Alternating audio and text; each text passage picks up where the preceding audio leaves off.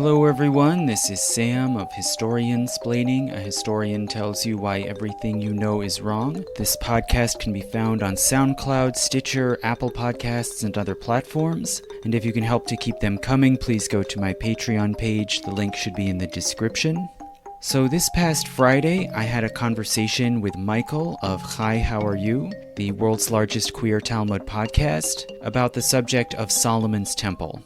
And it happens that Michael and Chava of Hi, How Are You are working on a commentary on a recent modern-day computer programmer who created what he considered to be the Third Temple, a successor to Solomon's Temple and the Second Temple, in the form of a computer operating system.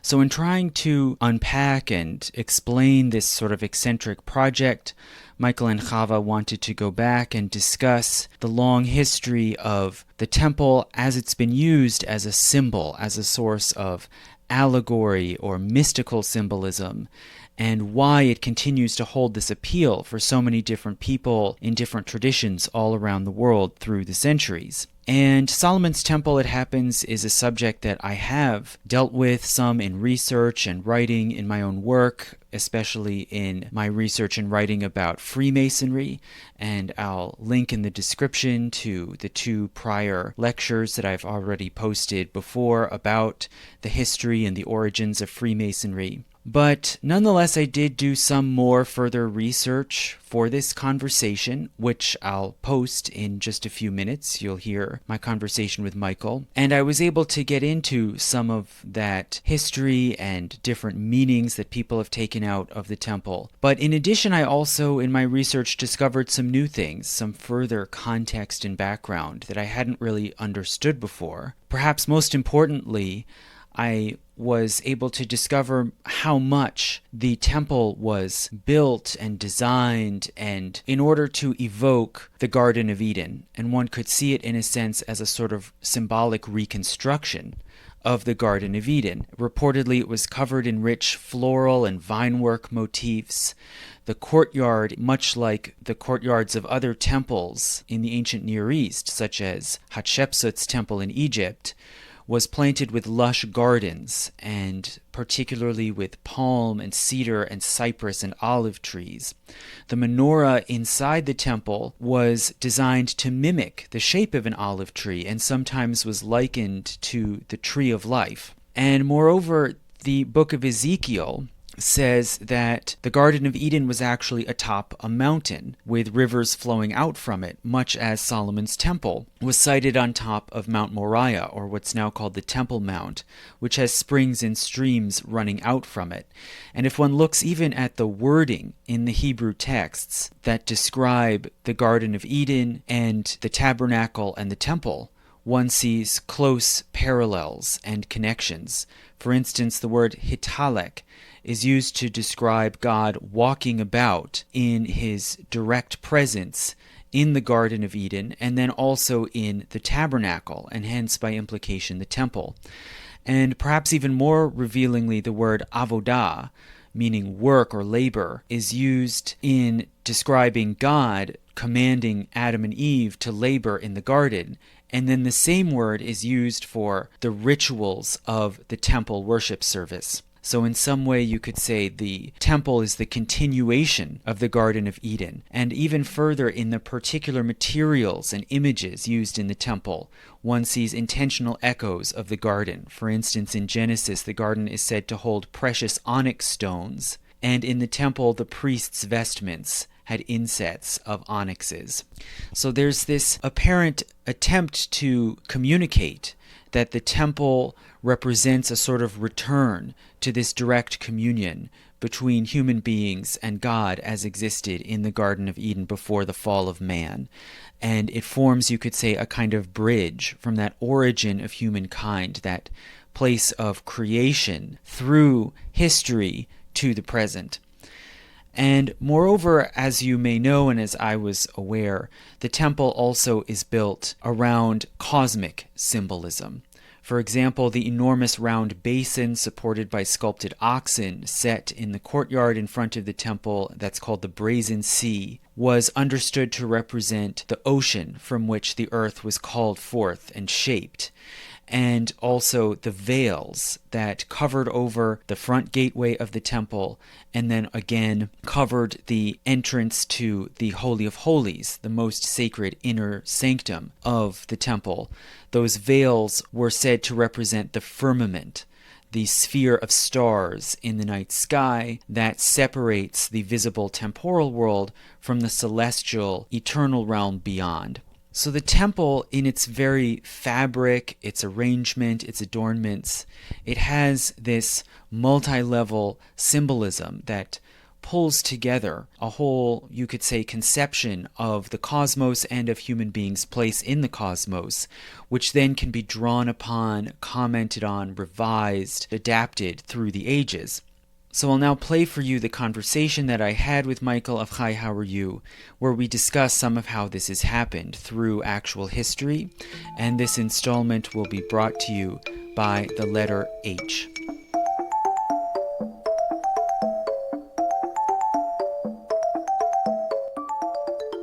Welcome, everybody, to a special episode of Hi, How Are You? It's a crossover with Historiansplaining. In front of me is Samuel Biagetti, the host, producer, author, the everything of Historiansplaining. It's a podcast that tells you how everything you know is wrong. Longtime listeners might remember him from a series on Hasidic Judaism, on Shabbatai. Yeah, some of our greatest hits. Yep. So I have invited Sam onto the show to talk about Solomon's Temple. The reason why we wanted to bring Sam on is because we're doing a series about Temple OS, this operating system that was created by Terry Davis, who was inspired to create an operating system that is imagined to be the third temple. And so I wanted to ask Sam about the history of the temple, how people use it as symbol, how people mythologize it, why does it grasp the imagination of so many people, what's the deal there?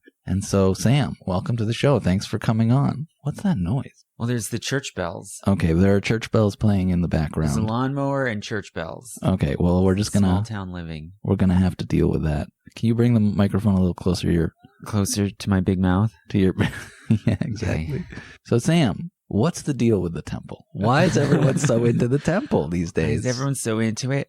I think that the temple plays a really important kind of anchoring role in Jewish and Christian mythology, and beyond that as well. Also in Islam, and then in modern movements like Freemasonry. It's this very important central kind of organizing symbol. And I think it's important because when you look at kind of the unfolding and the development of theology and spiritual beliefs, firstly in Judaism, and then in different ways in other traditions as well, but especially in Judaism, the understanding of God and the divine gets more and more abstract. Like when you go from early biblical texts in the Torah through prophetic texts and commentaries, it becomes very abstract, right? What had once been a very direct personal deity who appears to people and talks to people directly and who has something of a,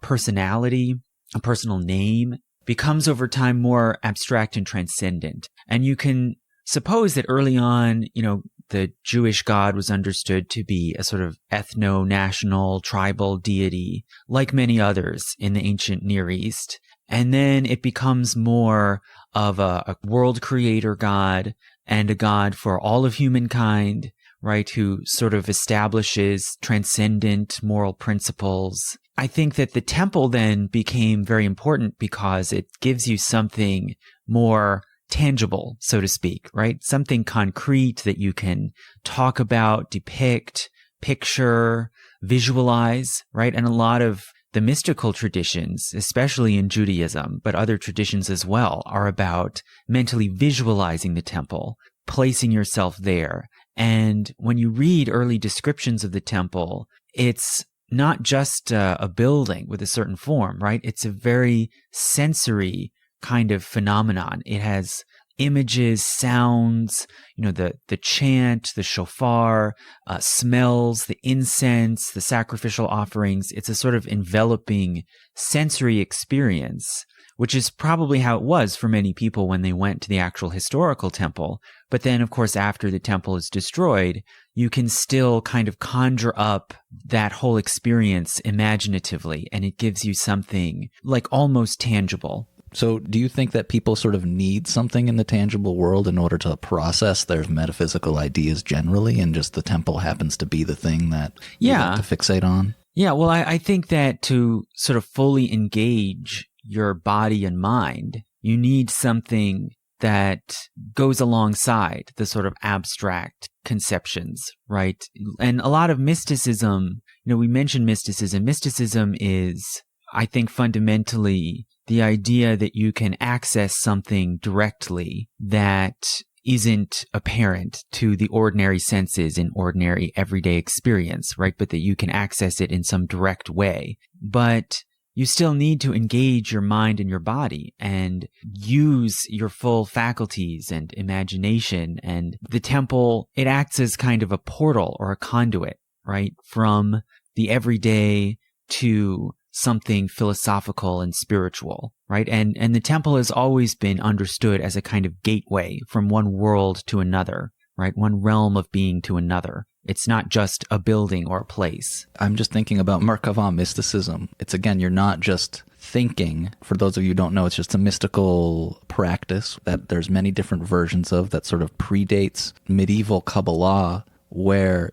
yes, there's a mental component to getting yourself into a certain state to connect with the divine, but you also have to do a lot of physical things. You face different directions. You have to move your body around in various ways. You have to put yourself in certain positions in certain places. The way you're talking about the temple is in line with my understanding of that type of mysticism, where it's not, you can't just think your way into some sort of mystical state. You have to think and do your way into that state.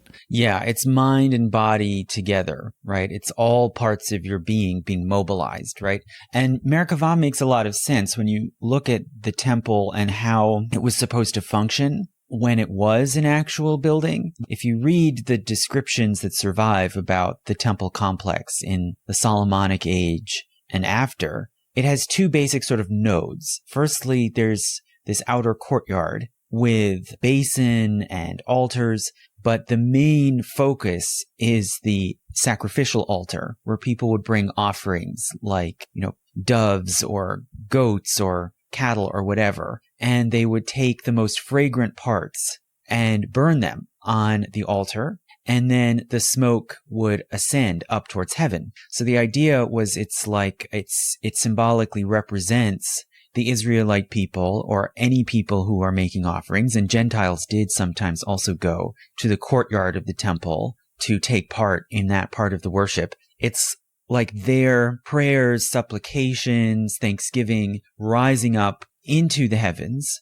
right? To reach God, right? To reach the divine realm. Then from the courtyard, you would go through a gateway into a long hall that was called the Holy Place. And that's where you'd have the menorah, and you'd have another altar for incense, and the incense was very important, and the smell was considered a critical part of the worship, and the incense is also symbolic of prayer rising up towards the heavens, right? And then finally there would be a veil, and behind the veil would be the Kodesh HaKadoshim, the Holy of Holies, the most holy place, which is just a simple cube-shaped chamber that would have the Ark of the Covenant in it, and the figures of two cherubim perched sort of guarding the Ark of the Covenant. And the idea there is ordinary people do not go into that room, right? It's the most closed off. Most of the time the veil is closed. You can't really see clearly into it. It's very protected, and only the high priest would go in on certain occasions. And the top of the Ark of the Covenant, the cherubim on it, was sometimes called the mercy seat, and it was understood to be a throne. And the form of it basically mimics thrones of ancient Near Eastern rulers. Like you can see paintings of pharaohs sitting on similar shaped thrones with these sort of winged creatures with their wings outstretched, right? Similar basic concept. So the idea there is the Holy of Holies is like the counterpart to the altar of sacrifice. The Holy of Holies is where the presence of God what you could call the Shekhinah, what we might today call the Shekhinah, right? The presence of God comes down from the heavenly realm and literally takes a seat, right? Enthrones himself in this place where then God's presence and blessings and the sense of peace, of shalom that comes from the divine presence flows out. So you see how it's like a big wheel. It's like a big Ferris wheel, right? The offerings go up to the heavens, and then the divine presence comes down from the heaven. And there are these two different ends of the temple that are like the two different directions, right? Well, after the temple was destroyed, certain people say, well, what do we do now? How do we get access to divine presence? How do we get that sense of blessing and peace? Well, you can't get it at the temple because that whole complex is destroyed. So you have to go up to the heavens yourself. You have to extend your spiritual presence up into the celestial realm. And where will you go? What will you encounter when you get there? I don't know. You get to the celestial temple, which is the counterpart. It's the mirror image, right? There's no longer an earthly temple, but there is its image in the heavenly world. That is the celestial temple. And you have to get up there, right? You have to ascend yourself and be received. You see how it's like it's the same thing reversed. You have to be received in the celestial temple, and to get there, you have to somehow be carried up, right? You have to attach yourself, grasp onto some kind of heavenly elevator that'll take you up there. Oh, I hope self-immolation wasn't part of this process. No. It's like thinking of yourself as a sacrificial dove in order to kind of get there. No, but it's not exactly that, because you were trying to do what God did, right? In general, this is called theurgy, the idea that humans can somehow find the ability to do things that are godlike. And a lot of mysticism also involves theurgy in some way. So this is theurgical, the idea that you can travel through the cosmic realms using your own power, your own discipline, your own mind, right? But what gets you up there, you need like a vehicle, right? You need like an elevator to lift you up, right? Well, that's the chariot. Right, Ezekiel's chariot. Yeah, well, Ezekiel, you can interpret the opening of Ezekiel, where he has this crazy vision about a vehicle with two interlocking wheels. That can be understood as the chariot. But there's also even earlier texts like about Elijah. You know, the prophet Elijah doesn't die. Rather, he is picked up and carried to the heavens in a fiery chariot, right? So the idea of Merkabah, it just means the chariot, right? It's how do you get on that chariot to pick you up and lift you like an elevator up into that heavenly realm where you can then enter the celestial temple and you can have a sort of encounter with God as a substitute for the earthly temple, which you no longer have access to, right? So it's a pretty simple solution, right? It's mysticism in place of an actual literal physical temple. So you think after the temple gets destroyed and people don't have the physical component that's required to have mystical experience, once that's gone, Jews at least tended toward this theurgic approach, this Merkabah style approach to getting at the same goal. Yeah, well, there were multiple different responses to losing the literal temple, and the mystical response was one of them. There are others,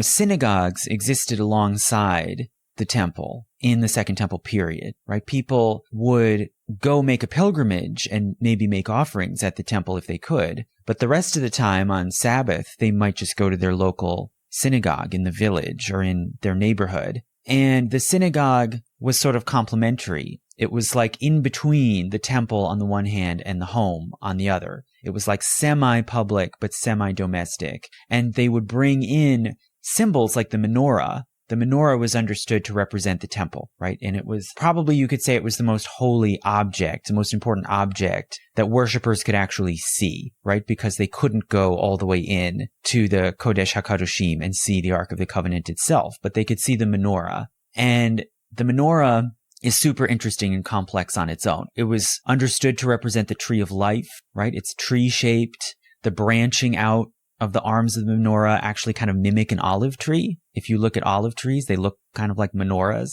And it also was understood to represent a feminine principle, right? Fertility. And the menorah and certain other objects in the temple were sometimes called Asherah. And it's ambiguous what that means. Like, does that mean they represented the Canaanite female fertility goddess Asherah? Or does it mean that They had sort of adapted Asherah to be the sort of feminine side or feminine aspect of the Jewish God. Very ambiguous, right? No one is totally certain from the sources, like what exactly did they mean by that? But clearly there's an association with femininity, fertility, abundance, right? Hanukkah is the celebration of the oil harvest, right? And they brought in the oil from the olive trees to light the menorah, which is like a symbolic olive tree. And the olive tree also represents peace, harmony, shalom, right? The dove carries an olive branch. So people took the symbol of the menorah and they put it into synagogues. And this is one of the significant things we've seen in archaeology in recent years, is when they excavate these ancient synagogues, there are like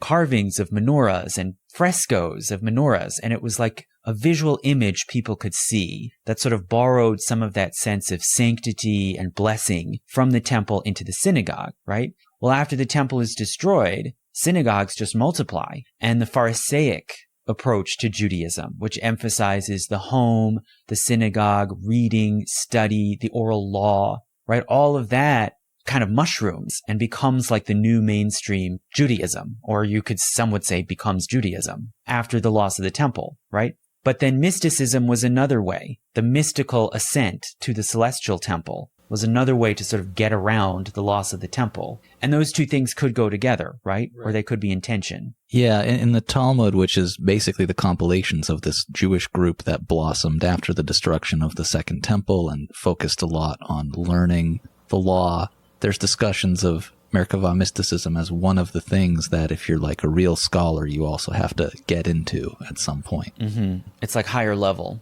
Yeah, higher level, or at least on par, I think, with the other things that you need to know. Yeah. Like in order to be considered a scholar in that particular community following the destruction of the Second Temple. So I can see why there's like a need to replace the temple or a desire to somehow incorporate temple symbology into the Judaism that arises following the destruction of the temple. Mm-hmm. Do you want to go into why it's interesting to Christians and Muslims? It has branched out and it's been taken up and reused in so many different ways. For Christians, the story of the temple and the destruction of the temple is always important right from the beginning. And we can see, if you look in the Gospels, Jesus prophesies that the temple will be destroyed. Historically, we don't know for certain if he really said that. Maybe, maybe not. But the Gospels, which were written in the AD 70s and 80s, say that that was Jesus' prophecy, that this temple will be destroyed, not one stone will be left on top of another. And this was one of the ways that early Christians could argue for the importance of Jesus as a real divine figure, was that he foresaw the destruction of the temple, right? Well, and then you have to ask, well, what's the relationship here? What do these things have to do with each other? So many Christians over the years have argued that Jesus's sacrifice of himself is a substitute for all the sacrifices that had been made at the temple previously, right? His sacrifice of himself as sort of the lamb, right? The Paschal lamb on Passover. That was kind of the ultimate sacrifice that now makes all other sacrifices unnecessary. And so hence the temple, it was inevitable that the temple had to be destroyed now that Jesus Christ was kind of the substitute or replacement. And then others also further argued that Jesus somehow in himself is the temple, right? He's the new temple, a purely spiritual temple. So we no longer need a physical temple. Or the church. You could say the church is the new temple. And many churches, especially churches built in the Holy Land, like the Church of the Holy Sepulchre, were in some way patterned to have some sort of reference to Solomon's temple, as if they were the new temple, right? The church has superseded, right? Has superseded the temple. Now, is that because a lot of early Christians were Jews, and so they have that baggage or investment in the temple, so then they need to do something with it, and they just kind of chose to go in this particular direction? Well, that's a hard question. I mean, we'd have to speculate a lot. We don't know exactly what they were all thinking. But, the earliest Christians, of course, were Jews. And they knew all the mythology, all the traditions, all the philosophy surrounding the temple, right? That was a living tradition to them. But then also sort of the next wave of Christians after that were Gentiles who in some way or other Judaized, meaning they were in some way interested in Jewish customs, and they might go to a synagogue once in a while, and they might learn a little bit of Hebrew. You could think of, if you picture the temple complex, right? Around the entrance, there's that courtyard, and there's a whole section of it that was called the courtyard of the Gentiles, right? Of the Goyim. There were Gentiles going there who were intrigued and participating in some way. And that was sort of the next base for early converts to Christianity. And you can see where maybe for them, this was a really interesting and appealing idea that, well, you can now be fully part of this, but without having to actually go through all the ritual processes of conversion or purification, and without having to bring a goat every month to the temple or whatever it is. You can instead have this purely internal and spiritual union with God through Christ, right? It's sort of the new mode. But there's also a really interesting book in the New Testament called the Epistle to the Hebrews, which is of unknown authorship. No one has determined, and maybe we'll never know who actually wrote it. But it is an early Christian letter aimed at Jewish Christians. And the argument of the Epistle to the Hebrews is that Jesus has taken the place of the high priest of the temple. And this, in a way, sort of is the beginning, you could say, of the weaving of the sort of details of the temple cult and its lore and its rituals into Christianity. And the Epistle to the Hebrews basically says, well, we all know that the Israelite people sin, right? And what you do when you sin is you atone on Yom Kippur. Throughout the year, you might go make pilgrimages, make offerings at the temple. And then the most holy day on Yom Kippur, you fast. And on that day, the veil of the Holy of Holies is opened, and the high priest alone goes into the Holy of Holies. And this is all documented in Jewish writings as well. The high priest would go into the Holy of Holies and address God directly by God's personal name, the tetragrammaton, Yod He Vav He, the name you don't ordinarily say, right?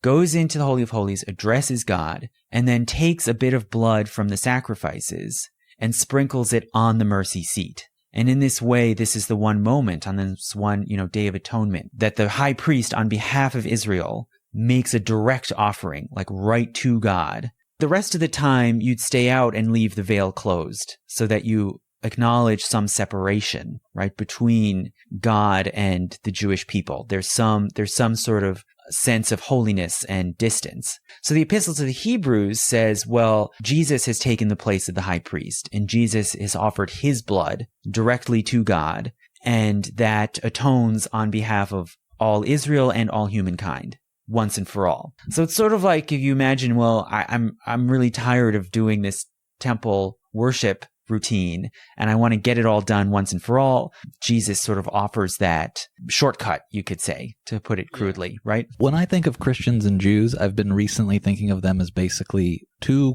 religious movements that came out around the same time that are reacting to the destruction of the temple in slightly different ways. And I can understand the Christian idea of saying, well, this was inevitable, like we did the ultimate sacrifice. We beat the temple at its own game in a sort of way.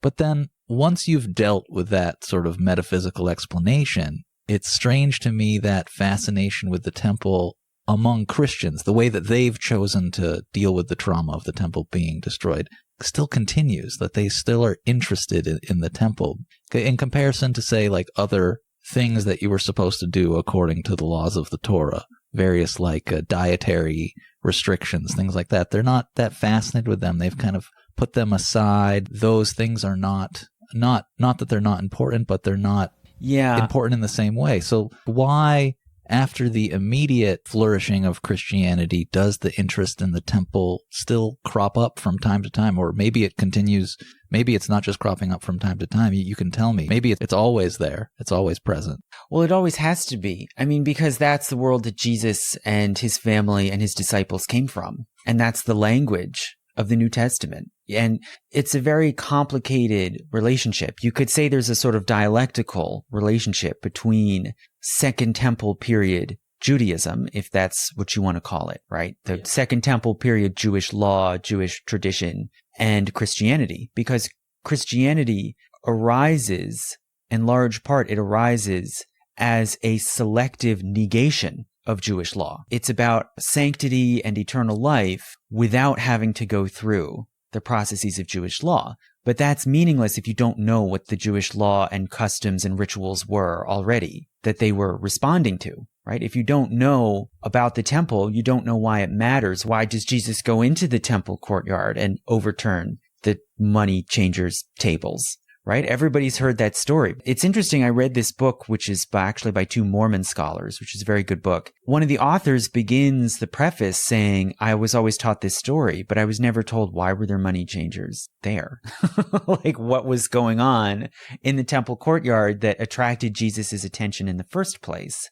And part of what was happening there, do you know why there were money changers? Why are there money changers? It's because people were coming from far and wide to the temple and they wanted to make some offering, and they might get a little, a dove or something or some incense or whatever. So there were sellers set up all around the courtyards, the outer courtyards of the temple, selling these things to pilgrims, right? But what would you buy them with? You had to bring money with you to buy these things. And what was the money? It was Roman money with the emperor's face, and very often also Roman deities and things stamped on them. So these things were impure. You couldn't bring those into the temple, right? That would be sacrilege to bring these sort of pagan idol objects, which are Roman coins, into the temple complex. So first you would go to the money changers and change your money for a kosher form of money, some sort of tokens or small, pieces of gold, whatever it is that was kosher and not idolatrous, and that you could then bring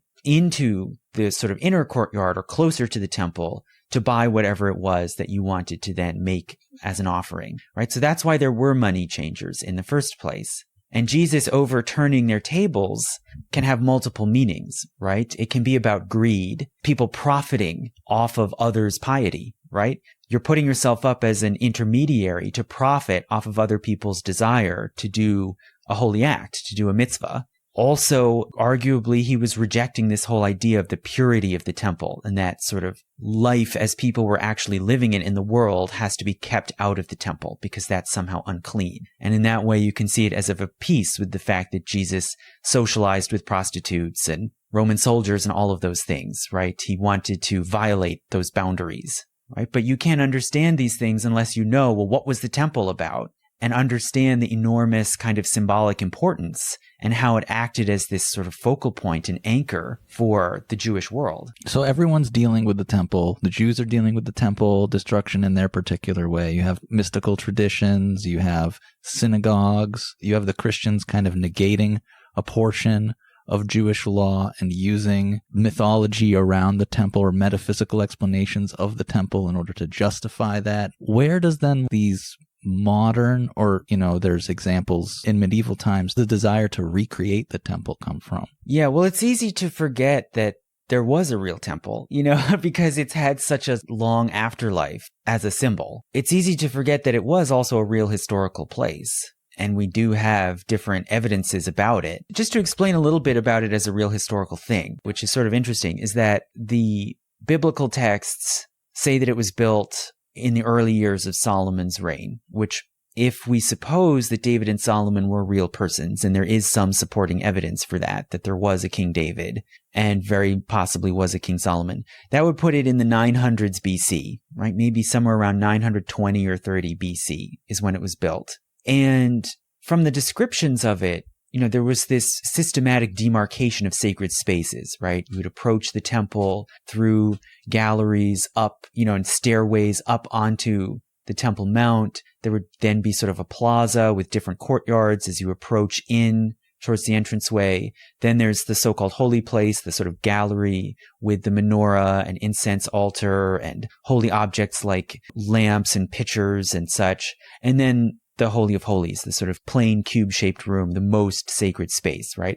And there's a linear progression, right, into more and more sacred, more and more protected spaces. That basic concept seems to be pretty normal for the ancient Near East. And you can see other temples have been excavated, like in Syria and in Egypt, that are on the same basic layout, right? This was not so unusual. And there were other Israelite temples, which was something I did not realize I mean, I knew that there was, of course, the tabernacle, the sort of traveling meeting tent with a sacred altar and the Ark of the Covenant enclosed within it, which the Israelites took with them as they moved around. And then the temple in Jerusalem is more or less the same basic design, or at least the same concept.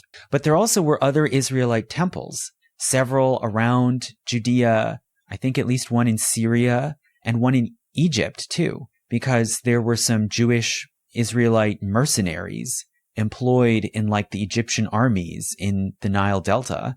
And in one of these like army towns, there were so many Israelites that they were like, let's build a temple here. They're also the same layout. Like they match the descriptions in the Jewish texts about how the temple was laid out. And the dimensions are similar. So it's like, this isn't like something that just popped out of some abstract realm. This was just a slight variation on the common ideas and customs about what a temple should be in the ancient Near East. What happened is that the other ones got shut down from the Solomonic period onward, and especially in the Josiah reforms in the 600s BC. The monarchy in Jerusalem said all temple worship and offerings should be centered in one temple, just in Jerusalem. These other ones should be closed down or destroyed or somehow demoted. And you can have synagogues out there in the towns and villages, but this will be the one temple, right? And all Israelites will come here to this one sacred mountain. Well, you're really putting all your eggs in one basket in that situation. Yeah.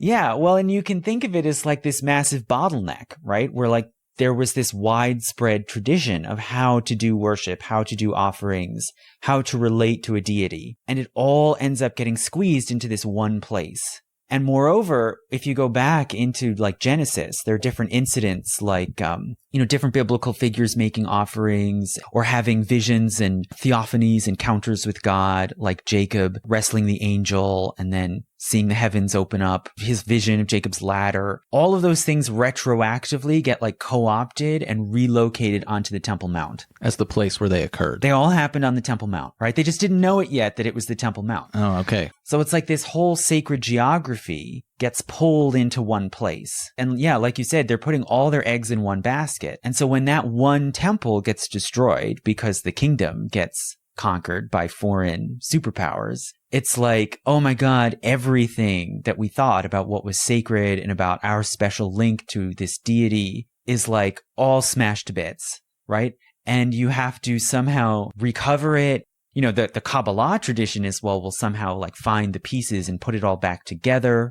Or you have to spiritualize it and say we still have access. We still have that special link to God. We just have to do it in a spiritual, metaphysical realm instead of a literal temple. Or you have to say, well, we're going to actually build another temple. We're just doing it over again. That wouldn't be so surprising if we were talking about that. And there have been efforts many times to build a third temple. This happened in the late Roman age with Julian the Apostate. I love this one. Okay, this is great. So the Christian view was it was fated by God that the temple would be destroyed because it's been replaced and superseded by Christ, right? So therefore there shouldn't be any more temple. That was their position. And so for them, as long as the Temple Mount continued to just be bare rubble, that was a confirmation of the truth of Christian prophecy and of the superiority of the Christian covenant. Christianity is growing. By the 300s, it's a major religion.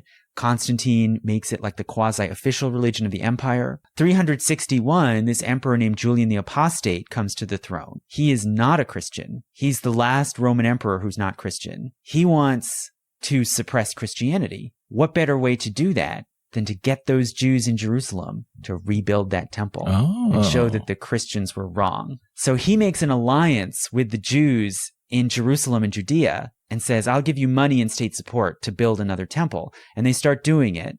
But then there's a massive earthquake. And then Julian dies in battle. And that kind of squashes the whole thing. And that then just gives further confirmation to Christians that they were right, that it is not God's will that there should be a third temple. But it happens again later times. The Persians invade and occupy Judea for several years in the 600s. They basically, like Cyrus in biblical times in the 500s BC, they also say, Jews, go back to Jerusalem, rebuild your temple. They start doing it. Then they change their mind and say, actually, no, we're shutting this down because we don't want to encourage like an independent Jewish kingdom. So this has happened several times. But the thing is, as the years go on, like year by year, more and more people invest all of this symbolism, mystical, theological symbolism into the temple and into the fact that it's gone, right? Into the fact that it only exists in mind and spirit and memory. And so the very notion of let's build a third temple becomes more and more loaded to the point that now if we talk about let's build a third temple, that's like an explosive idea. It seems like it calls into question all kinds of Jewish beliefs and teachings, right? And there are some who want to do it and who are trying, right? Right. There are some Jews who want to do it and some Jews who don't want to do it. Who don't want to do it. Yeah. A lot of that comes down to at the same time that the temple has taken on more of this kind of loaded symbolism and baggage, so has the Messiah. So Messiah root basically means the king of the Jews, right? The Jews are a people, the Israelites are a people, Israel, and at least some of the time they have a king. And most peoples in the world who have kings think that those kings enjoy some sort of heavenly mandate, right? That gives them authority. So originally it's just, well, the Messiah is just the king of the Jews. But as more and more years go by without a Jewish kingdom, the Messiah becomes more and more spiritualized and takes on a greater sort of cosmic redemptive significance, such that today, if we talk about a Messiah, it's almost like we're talking about a spiritual heavenly being, a divine, semi-divine being. So the temple and the Messiah sort of grow in importance, or they evolve in parallel. And what is the relationship between them? They're often linked together in some way. And some Jews believe that the Messiah will come with the sort of full backing of God. And once Israel has recognized the Messiah, then it'll be time to build a third temple. And we'll get that sort of divine link on earth again. Others see it the opposite way and think it's incumbent upon the Jews to secure the Temple Mount and build the temple, then the Messiah will come. You have to kind of earn the Messiah, right? You can see it either way. So that's one of these divisions then that divides how do people respond to this idea of like, let's just go on the Temple Mount and lay a cornerstone and start the rebuilding of the third temple. What about non-Jews and their interest in a third temple? Yeah. I mean, there are multiple factors here. I mean, in present day, clearly evangelical Christian Zionism is like a big force in Israel and Palestine and American politics. Like it's a big factor in why the US continues to back up the government of Israel, right? And many Israeli Jews and many Zionists abroad are happy to make that alliance. They like that source of support, political support, but it comes with these complications. Like, what are the Christian Zionists actually working towards? Like, what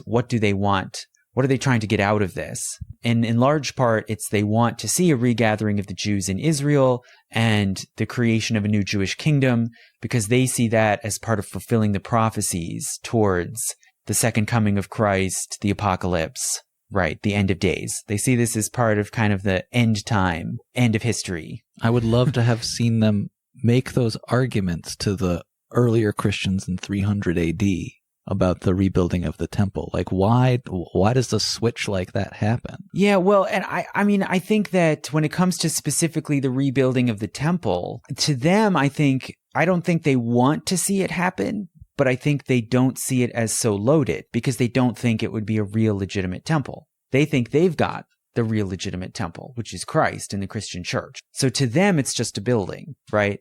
So everybody, you could say, is kind of playing with theological fire here. Right. What do you think you're doing? And what do you think is the ramifications of this whole idea or project of building another temple? But just also to add to that, the temple is important in Islam too.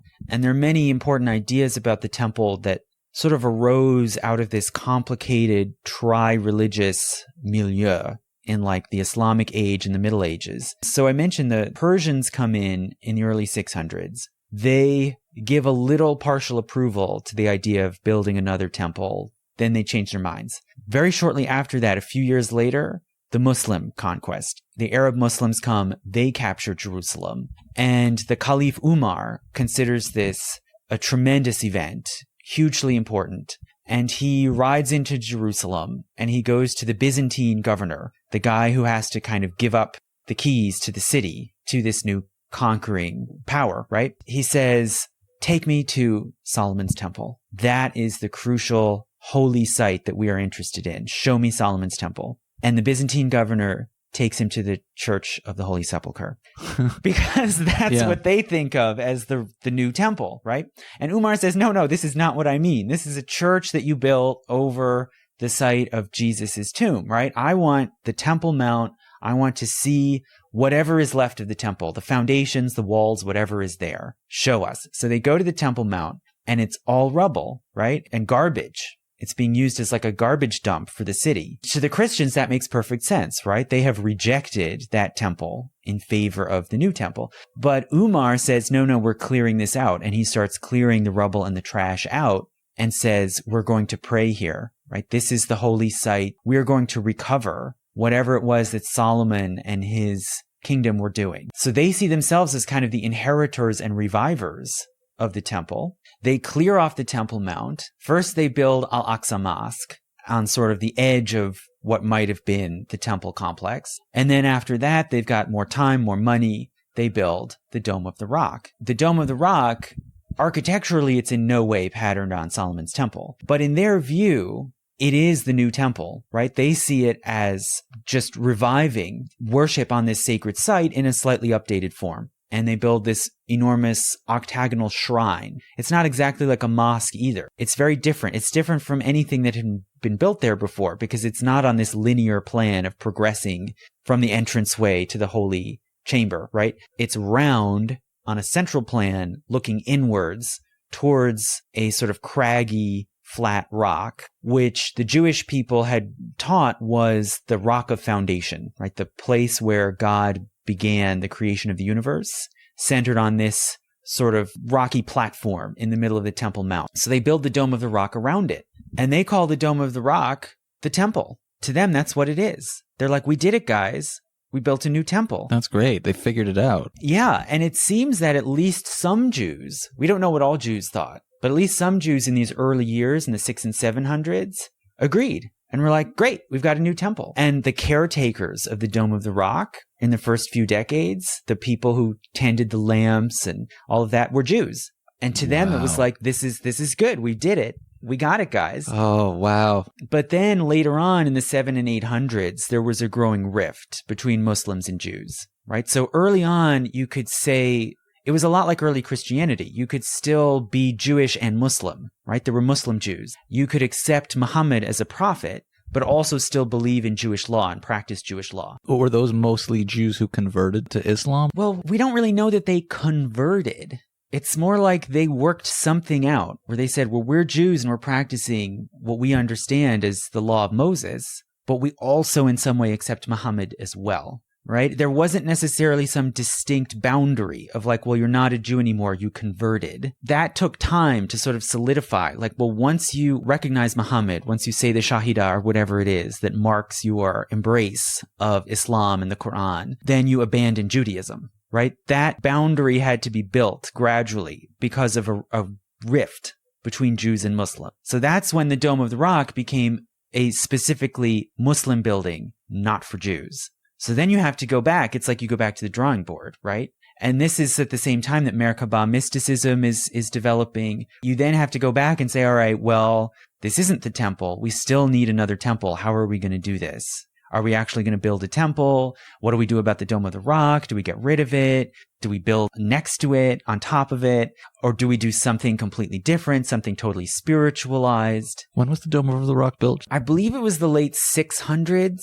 I think it was around 690, 695. I wonder if there's any early rabbinic commentary that talks about the Dome of the Rock. It never occurred to me that that would be something early rabbis from that time period would be conscious of and thinking about. Well, and remember, the rabbis had worked out what they thought of as Judaism without the temple. So there are always these differences of like, well, they may have thought like, well, we have nothing to do with that. We don't need that. Right. But there maybe were other Jews who embraced it and saw it as positive and promising and legitimate. And then incidentally, the Christian Crusaders basically took up the same idea. So the Crusaders captured Jerusalem, 1099. The new kingdom of Jerusalem just takes control of the Temple Mount. And they refer to the Dome of the Rock as the Temple of Solomon. They see it as like, they know, like if you ask them, they're like, well, yeah, obviously it was built by the Arabs, but it's just the new version. It's just like Temple 3.0, right? Eventually they organized the Templar order basically to manage and protect pilgrimage routes in and out of Jerusalem, and specifically in and out of the Temple Mount. And now you have Christian pilgrims coming to the Holy Sepulchre and also up to the Temple Mount. And they rededicate these as Christian buildings. The Templar order takes over Al-Aqsa Mosque as their headquarters. And the Dome of the Rock, they just say, this is the temple. Come visit the temple. I wonder if there were Christians back then that were like, wait a minute. Isn't the fact that the temple doesn't exist supposed to be part of our whole thing, but now we have it? Like, whoa, how do we deal with that? Yeah, seems what like there's does a lot this mean? of contradictions. There's a lot of contradictions. There's a lot of doublethink. Yeah, definitely. And it's interesting. I've seen historians on Twitter saying, like, what's going on with the Templars? You look at their seal and you see the seal reverse shows the Dome of the Rock, and around it in Latin, it says the Temple of Solomon. And people have asked, like, what's going on here? Did they really think it was the Temple of Solomon? And it seems from what I found when I looked into this a few months ago was historians of the Crusades say, well, yeah, they knew it wasn't like literally Solomon's temple, but they thought it was like the next best thing. And it counted. It's like if you look at Canterbury Cathedral, it's not the original Canterbury Cathedral. That one burned down centuries ago. This is just like the second version, but it still counts as Canterbury Cathedral, right? It's still that. So hence the Dome of the Rock is the temple. And again, it wasn't until later, centuries later, that people started to make these distinctions and say, no, that's not the temple. That's an Islamic building. That's something else. And it wasn't really until the Renaissance. The Renaissance is when you have these Renaissance humanists saying we have to look back to the early sources. We have to look for accuracy and look for the original sources, not these sort of corrupted later revisions and legends and rumor. And so they said, no, we have to go back and exhaustively examine the Bible, the book of Leviticus, the book of Ezekiel, and the Talmud, and these Jewish texts, and figure out what did the temple really look like and how did it really work? Because that's something totally different from this Islamic building, the Dome of the Rock. And we're sort of living in the wake of that now, in a sense that Jews and Christians basically all agree the Dome of the Rock is not Solomon's temple. We're talking about something else. We're talking about something that has not existed for 2,000 years. And if we want the temple, it has to be something totally different. Whoa, okay. So I guess that's an invitation to anyone who wants to start a political movement to just say, we already have a temple. We already have Solomon's temple. It's the Dome of the Rock. It's the Dome of the Rock. That would be a wild opinion to have nowadays, but if someone feels like adopting that and adding to the fray, you're invited to. I'm inviting you with all the authority I have to do that. Wow. Oh, and can I add in one more thing that I think is really great? Yeah, add in something that... So we have this sort of the sense of like the literal temple, right? Which is like very politicized of like what counts as the temple, who can build it, what's the agenda of trying to build a temple. Then you have the mystical temple, where it's a spiritual symbol, and what really matters is the celestial temple, not the earthly temple, right? And then the temple is also like the central symbol. Basically in Western magic, there's like the magical temple. So the medieval grimoires, all the ideas about sorcery and necromancy, they all look back to Solomon, right? Solomon was wise. Solomon had the sort of divine knowledge, the divine wisdom, and hence he must have used that and encoded it in some way into the temple, into its design and its fabric. And so in the Middle Ages, this whole tradition emerged, and we don't know how far back it goes. Like there may be progenitors of it going all the way back to Second Temple age, like who knows? But there are medieval texts like the Testament of Solomon and the Key of Solomon, which basically say that Solomon was like the first magus, the first like all-powerful man who could control his environment through divine knowledge, divine wisdom. And he was able to build the temple because he encapsulated his divine knowledge in a seal and put it on a seal ring, which is like what kings do, right? Kings have a signet ring and they can seal documents with it to show this carries the authority of the king. But Solomon could seal vessels, bottles, jugs, whatever, and capture spiritual entities like demons or jinns or angels and then he could control them, right? He was the sort of one human who had mastery over the spirits, right? And there's almost a kind of animism to it, right? Like there are spirits everywhere and everything. And Solomon was the one magus who could control them. And he used them then to build the temple. He had like angel and demon slaves that he could control and direct to build the temple. They were like his builders. And what was the seal? The early grimoires, these magical books, say that it was a 5-pointed star, but then later it changes to say it was a 6-pointed star of 2 triangles overlaid, one over the other. And then late medieval and Renaissance churches and synagogues both have that 6-pointed star built into their fabric. You can go to like Santa Croce Cathedral in Florence, and there's a huge star that we would call a Star of David, right? Or Magen David, built into the entranceway because it's a reference to the seal of Solomon. The idea that in this case, they're saying this church is like the new temple, right? With this power, this divine power built into it. This symbol, it was called the Seal of Solomon or the Shield of David also. Obviously in Hebrew now, that's Magen David, right? But that was a symbol of magic and sorcery associated with the temple. And you see it in magical books and objects all through those centuries, 15, 16, 1700s. It's only later that certain Jewish communities start to use that as their symbol of like the Jewish community of Prague or the Jewish community of Budapest. They started to make their own like community seals, and they would use that symbol in it. And it evolved little by little to become a general symbol of Judaism in a way that sort of parallels the cross as a symbol of Christianity. But before that, it was the menorah, right? How did you show that a building was a Jewish building? It was the 7-branched menorah. That was the symbol of Israel, of the Jewish people. It's only later that it switches gradually and becomes the Star of David. But that's largely because of this deep influence of the magical tradition and the idea of Solomon as a sorcerer. And this was something that could give sort of prestige to Jews in the eyes of Gentiles, because it was part of this shared Jewish and Christian and Islamic this body of magical tradition. My brain is exploding, Sam. My brain is exploding. Well, that was the goal. We didn't even get a chance to talk about Masons, which is your area of expertise. We won't get into it, but, just in brief, the basic mythology of Freemasonry that emerges by about 1700 holds that the Masons are descended as a fraternity. They're descended from the builders of Solomon's temple, and their first masters were Solomon, King Hiram of Tyre, who's the king that the Bible says gave supplies and workers to help build Solomon's temple, and Hiram Abiff, who they teach was the architect and master builder of the project. And the thing is, if you know all this tradition and all this history behind the temple and its significance, it's not surprising that some stonemasons in medieval and Renaissance Europe would have said, well, we have secret knowledge, we have special power and divine wisdom that derives from the fact that our forebears helped to build the temple, which was a kind of divine or semi-magical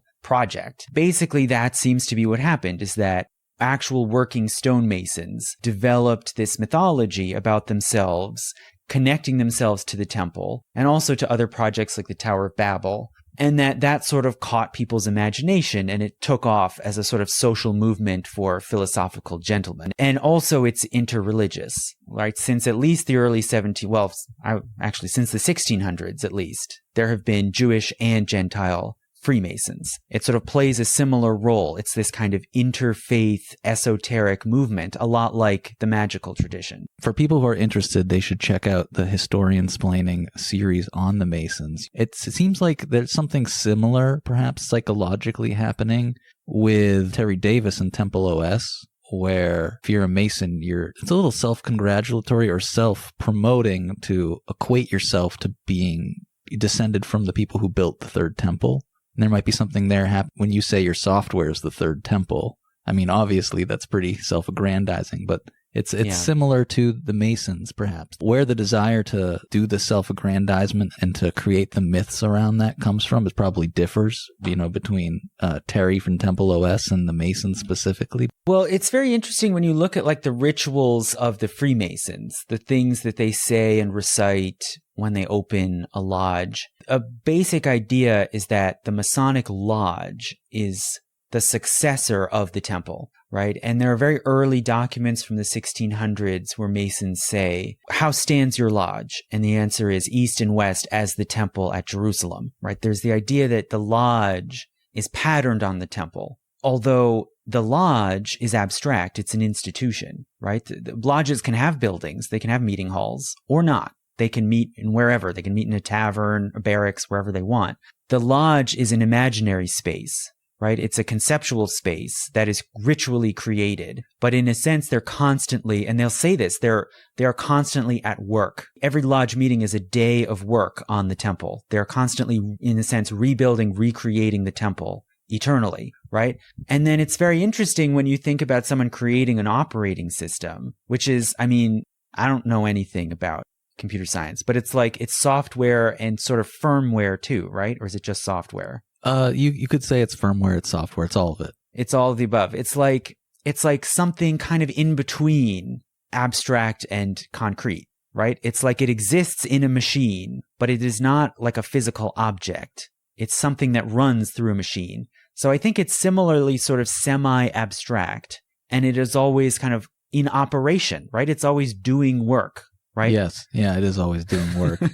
And that's how it exists, right? Is by operating. Yeah. So it's in this sort of weird realm where it's like not a purely imaginary thing, but it's not really a tangible, concrete thing either. It's like in the interface in between. Do you have any closing thoughts? How do we summarize all of the influence that the temple has on Jews, on Muslims, on Christians, on Masons, on eccentric people like Terry and many, many others? Yeah, I mean, how can you sum everything up? But I think that when you look at the different ways people have talked about the temple, you can start to get a certain sense that, like, thinking about the temple, depicting it, interpreting it, discussing what the different symbolisms of the chambers, the objects, it serves a certain shared purpose. It gives a kind of common language for different people to talk about the search for the divine, the search for an encounter with the divine, the search to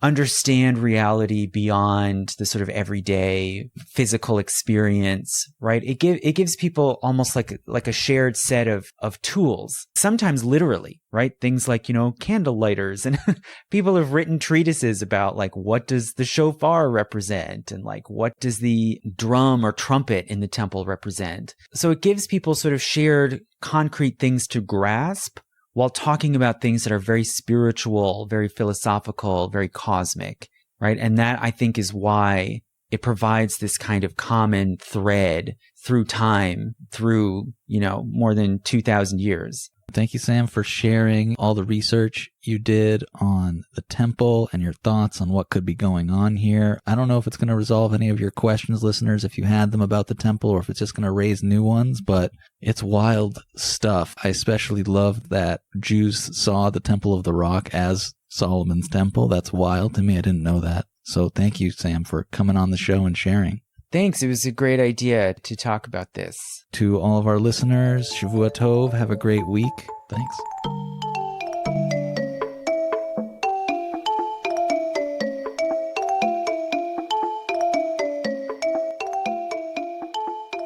So another really remarkable fact that I was able to learn recently about the ways that Solomon's temple has been recreated and readapted through the ages involves the Khazar kingdom, which is a Central Asian Turco-Mongolic kingdom that existed in the early Middle Ages in the steppe lands of what's now Russia. And a portion, at least, of Khazar society reportedly converted to Judaism in the 9th century AD. And the ruler or Khagan of the Khazars allegedly wrote a series of letters to his Jewish co-religionists in Spain in the 900s, discussing the history of the Khazar kingdom and their conversion to Judaism. The authenticity of these letters have been disputed, but nonetheless, with various textual and archaeological and numismatic forms of evidence, most scholars today do agree that some conversion of some portion of the Khazar kingdom to Judaism did happen. And so these letters might contain something at least suggestive of how these new Jews in the steppes of what's today Russia viewed their adherence to Jewish law and Jewish tradition. And one of these letters describes early converts to Judaism in Khazaria, led by the Kagan of that time called Bulan, their creation of their own version of the temple. And in one of these letters, the leader Bulan is said to have encountered an angel who charged him with building a new temple. And it says, quote, "The angel appeared to him again and said, 'My son, the heavens and earth cannot contain me. Nevertheless, my son, build a temple in my name, and I will dwell in it.' The people were victorious in battle and sanctified the spoils and used them to build the tent of meeting, the ark, the menorah, the table, the altars, and the holy vessels. They did this with God's mercy and the might of the Almighty God. These articles exist to this day and are under my protection." End quote. So presumably what this letter is describing is actually a mobile shrine that recreates some of the aspects and tools of the ancient temple, but enclosed within a hide chamber, basically a large tent that we would call a yurt, which then could be mounted on top of a wheeled cart and moved around on the steppe, as some yurts today still are in places like Mongolia.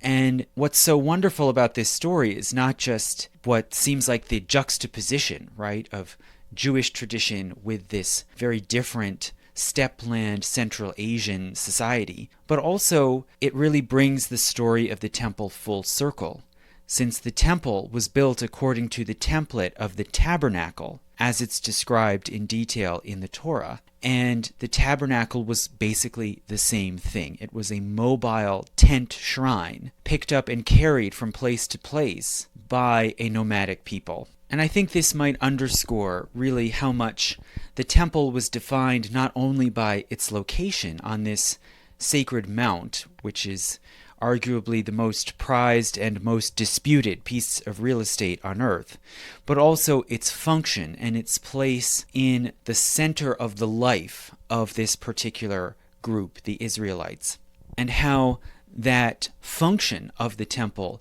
could then be picked up, recreated, reappropriated by their descendants and by others all around the world through the rest of world history. So thank you so much for listening. And again, if you sign up at any level as a patron, you'll have access to Myth of the Month 22 about culture, which I think is an especially important installment of Myths of the Month. And this was brought to you by the letter H. And so I will thank my current active patrons whose names begin with H, Heather Anderson, and Henry. Thank you.